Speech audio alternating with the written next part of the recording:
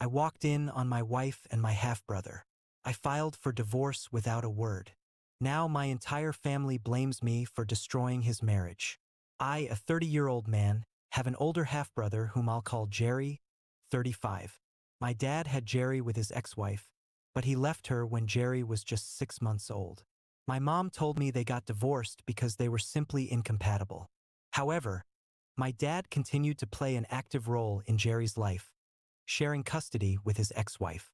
2 years after his divorce, my dad met my mom, and they married within a year. They had what my mom describes as a fairy tale romance. She recalls sitting in a coffee shop when my dad saw her from outside. Apparently, it was love at first sight, and he walked inside to ask her out. After a few months of dating, he proposed, and my mom instantly said yes, convinced they were soulmates meant to be together. So far, so good, right? Unfortunately, about a year into their marriage, my dad cheated on my mom with one of his coworkers. Out of guilt, he confessed, and my mother decided to forgive him. They went to marriage counseling and worked through their issues. My mother believed having a baby would solve all their problems, which is how I came into existence. My mother thinks this is a romantic story, but I see my parents as a dysfunctional couple, not the perfect image they try to present to the world. Keeping up appearances and pretending to be perfect means a lot to them. Even when I was a child, they would act madly in love whenever people came over, and everyone would shower them with praise for maintaining their spark after years of marriage. But the truth was, like any other couple, they were normal. They didn't constantly kiss or hug each other at home. They certainly weren't in the honeymoon phase as they pretended to be. It was just an act, and I realized that as I got older, this pressure to appear perfect extended to me as well. I was forced to enroll in a bunch of classes so I would excel at everything. As a child, I was constantly busy, with little time to relax. It wasn't until high school that I started protesting, and finally, they allowed me some downtime. My dad made sure that both Jerry and I were straight-A students who excelled academically and otherwise. Jerry got into one of the top medical schools in the country, while I ended up at an Ivy League college for business. There was always immense pressure on us, and while I don't recommend this parenting style, I'm fortunate it worked out for me. However, my dad also believed he had the right to control our personal lives. My mom was no better, as she always agreed with him. When Jerry turned 30, my dad told him it was time to start looking for a woman to marry and settle down with. He insisted Jerry was getting older and would soon run out of options. At the time, Jerry was dating his now wife Tina, 34. They had been in an on-again, off-again relationship for almost 5 years, so they knew each other well. After that conversation with my dad, Jerry got serious about Tina, proposed within a year, and they married 3 years ago. Last year, they even had a baby together. Jerry and I aren't close, so I didn't hear any of this from him. Instead, I found out from my dad when he had the same conversation with me earlier this year. He boasted about how he convinced Jerry to marry Tina and how happy Jerry is with a wife and son. My dad wanted the same for me. He even brought up his own affair from before I was born, telling me that he had been unfulfilled but committed to my mom. He claimed that having a child grounded him and suggested I do the same. I took his advice with a pinch of salt. I wasn't about to let him guide my relationship decisions. However, my dad believed he had changed my life as well. But the truth is I had already planned to propose to my girlfriend, Carla, 30. We had been together for 3 years, living together for 2, and I was ready to take the next step. 2 months after the conversation with my dad, I proposed on my birthday. Carla accepted and we got married 3 months ago. I thought everything was going well, but clearly I was wrong or I wouldn't be in this situation now. Carla and I, like I said, had only been married for 2 months, but unfortunately, I had to file for divorce about a week ago after I found out that she had been having an affair with Jerry ever since we got engaged. It was a huge shock to me, and I wouldn't have even found out if I hadn't accidentally stumbled upon her burner phone. I couldn't find a piece of clothing that belonged to me, so I was searching all over the house. She wasn't at home at the time, and I thought maybe she had kept it with her clothes accidentally. As I went through her clothes, I felt something in one of the pockets of a pair of jeans. I took it out and found another phone. The phone wasn't password protected, and there was only one text thread on it. The phone number looked familiar, and sure enough, it was Jerry's. I was horrified but continued to scroll through the chat. The text started about 3 weeks after I proposed to her, and they were flirting like two teenagers. A few months into our engagement, they had confessed their love for each other and were promising to stick it out no matter what. Their plan was to stay with their respective partners until my nephew turned 5 and didn't need his mother as much. Then they would file for divorce and confess the affair. Jerry would get shared custody of his son, and they would leave us to be together. I was horrified to read all that, and even more so when I realized they planned to carry on this farce for 5 years. It was deranged. I immediately started packing my things so I could leave the house. Carla wouldn't be home until late, so I took the time to pack all that I could. I took screenshots of the messages on her phone and drove to a hotel out of town. I didn't leave her a message, just left the burner phone on our bed. I knew she'd know what it meant. I felt sick to my stomach because, even though Jerry and I were never best friends, we had never been on bad terms. From the messages, I figured out that he made a move on Carla the night of our engagement. I had proposed during my birthday party with friends and family there, including Jerry. Apparently, while I was busy socializing, Jerry and Carla made out in the backyard. I noticed Carla was missing for a while, but I didn't think much of it at the time, assuming she was freshening up her makeup. But as I read the texts, I realized they had been reminiscing about that night, making several references to their rendezvous. It was disgusting. I had been celebrating us while she was off making out with my married brother, who also happened to be the father of a child. That evening, I called my lawyer and told him I wanted to file for divorce. I wanted to ensure Carla didn't get anything out of the divorce, like alimony or a settlement, because I was in a much higher paying position than her. From the texts, I saw that she was looking down on my profession, saying she'd rather be with a doctor than a glorified accountant. For the record, I co-own a business that I started with 2 friends from business school and we're doing well. I never understood why she would look down on me when she was a corporate employee herself. I always knew she was materialistic, but this was sad. They made fun of me behind my back. I started to hate Jerry. I knew I would eventually tell Tina and make sure she knew she was married to a lying cheater. I just needed the courage because I was in a dark place. I blocked both Carla and Jerry everywhere as soon as I found the phone because I didn't want to hear their excuses. I was done. 2 days after moving to the hotel, I expected at least one of them to apologize, but instead, I got a call from my father on the 3rd day. He started by saying he had heard about the affair. Carla had found out I knew when she saw the phone on the bed and contacted Jerry because I wasn't answering her calls.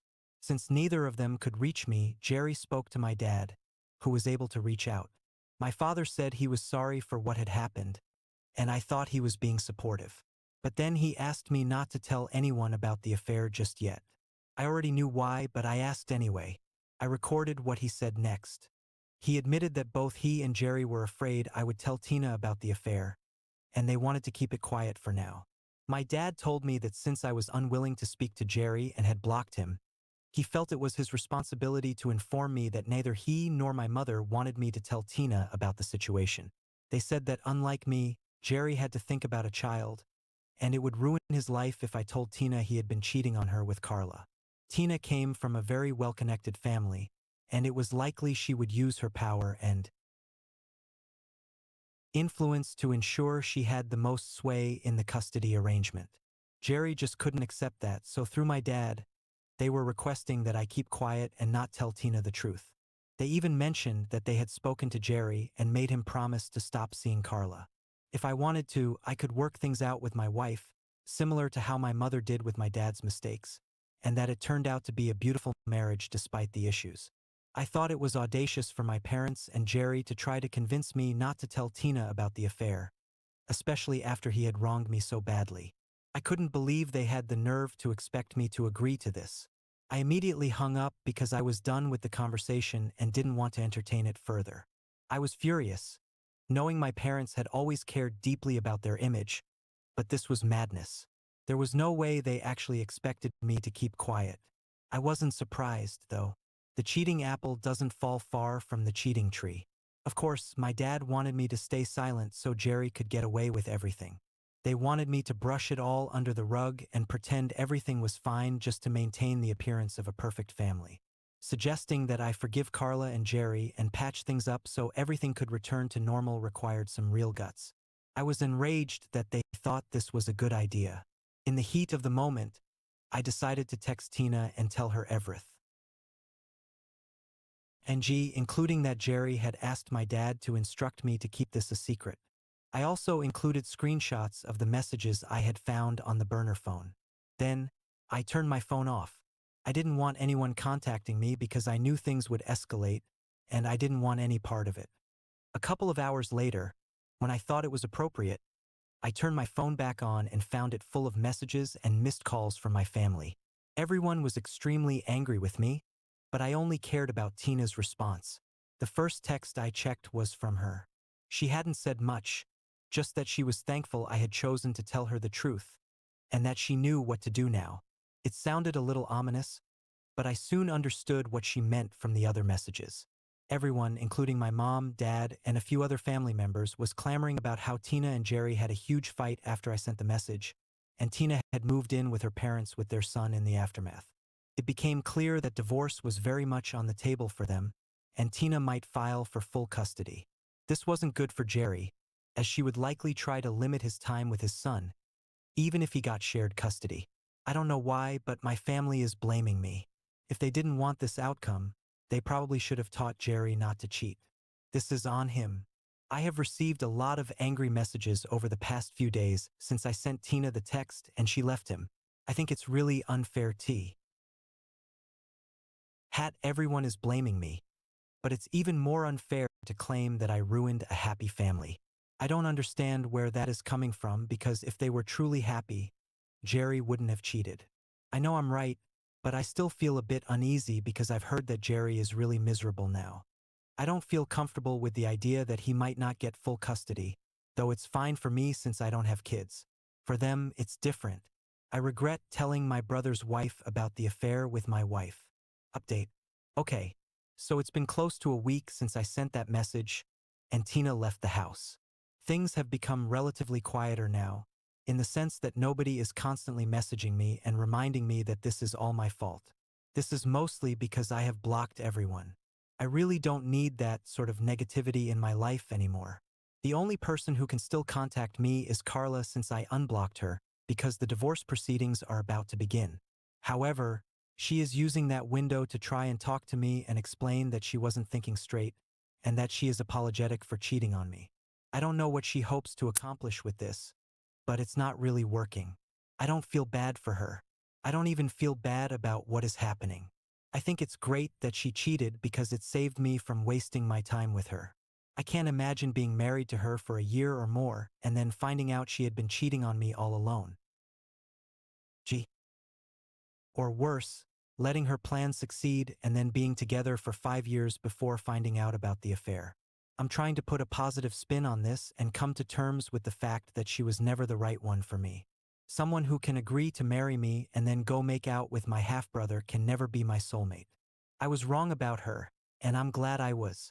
I'm still living in the hotel, and nobody has been able to find me yet, which I'm really thankful for because I don't know what I would do if they were able to track me down. I know it's only a matter of time before they do find out since there aren't many hotels in this area, and they know that I'm not in any of the places in the city. I've been working from here, and it's been lonely and strange, but there's not much I can do about it. The only thing I hope works out for me is the divorce.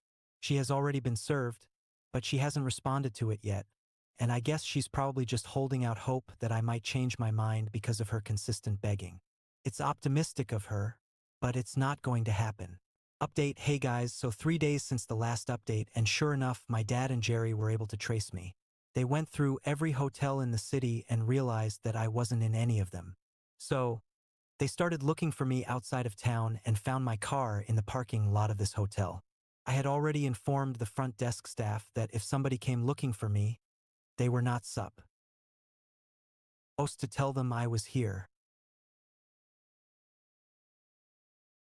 When my dad and Jerry confronted them about it, They said that nobody by my name was here in the hotel, but my dad and Jerry had already seen my car in the parking lot.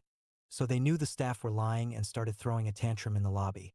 They began screaming and hurling cuss words at the receptionists, which forced them to call me down to deal with the situation.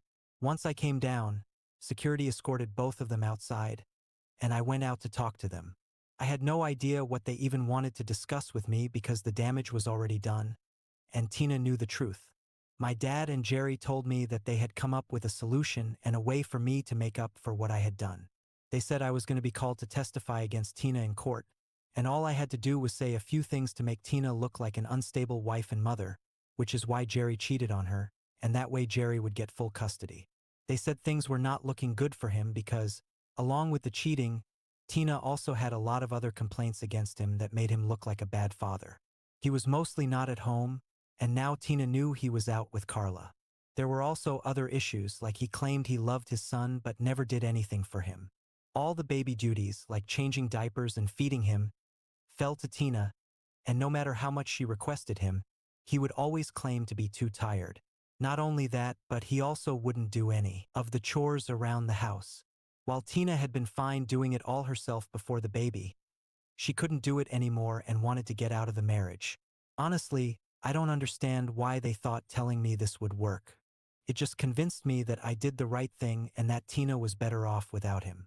Besides, it was entitled of them to expect any help from me after screwing me over, especially with something like this.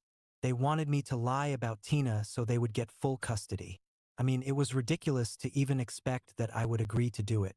I told them I didn't want to do it and that they meant nothing to me, so I didn't have to make up for anything. Then, I walked away without even bothering to wait for a response, because I knew they couldn't change my mind. I also instructed the security person to have them thrown out because I didn't want them anywhere near here, and mentioned how dangerous they were. So, that was enough. They got kicked off the hotel property, but I still had to apologize for their behavior. The only reason they didn't get the cops called on them was that they didn't want any bad press associated with them. Otherwise, they definitely would have called the police and had my dad and Jerry arrested. So, it's been 2 days since Dad and Jerry showed up at my hotel. I haven't heard back from them since, but Carla has been texting me a lot more now. We have set the date for the first meeting with a court-appointed mediator, which is coming up in a week. She isn't even contesting the divorce, so I don't know why she keeps texting me. I haven't even opened her chat because I don't have the bandwidth to deal with all this drama anymore. I know it'll just be the same old "I'm sorry. I shouldn't have done this to you." If you ask me, it's all BS because if she really was sorry, she would have tried to make more of an effort to contact me. She would have called me at the very least, knowing that I'm not much of a texting person. Or better yet, she might not have cheated at all if she knew I didn't deserve this. Up until a few days ago, she was limiting herself to 2 texts per day, but now she's texting me almost every hour. I just haven't found the energy or mental strength to open the chat and see what she has to say. But I think I'll do it soon because it might be something important. Update. Alright, so this update is coming just 2 hours after the last one. I know it's pretty soon, but I checked the messages that Carla had been sending to me and found out that she had apparently ended things with Jerry. They had a recent discussion, and she discovered that for him, things had been purely physical. All the promises he had made to her were merely things he said for the sake of it. She's obviously very disappointed because, unlike him, she was serious about their relationship and had actually started falling for him. Carla told me that she was very sorry for everything she had put me through and to make up for it, she was not going to contest the divorce or seek any settlement or alimony. She knew she didn't deserve it, so that's one problem solved. At least I won't have to go through a long, drawn-out process and fight for myself. I didn't reply to her message because I didn't know what to say. Sad, but she kind of had it coming. What was she even thinking? Getting involved with a married man with a child, especially when she was getting married herself. It was quite foolish of her, but it all worked out well for me, so I don't have any complaints. I'm honestly glad I checked those messages because it means I'll have to work a lot harder on the divorce than I initially thought. I forwarded all those texts to my lawyer and saved them as screenshots in case I need them later. Hey, so it's been a couple of months since I posted here, but I've been really busy. The divorce and everything took a lot less time once the waiting period was over. In our state, we only have to wait 90 days. So once that was over, it was a relatively straightforward process. Carla only got to keep the things she had bought for herself. I got everything else, including the house, so I moved back in. She got her car. And since we hadn't been married for a long time, our finances were separate anyway, so there was nothing to sort out in that regard. Jerry and Tina are in the middle of their divorce, and the custody situation is getting pretty nasty from what I've heard. It's sad for my nephew, but Tina has told me that I'm allowed to see him. That's a huge victory for me because I really like the little kid and hope to have one of my own someday. Definitely will, but probably not with Carla. Anyway, I'm trying to get my life back on track, and so far, it's going well. I just hope it continues to go well afterward as well.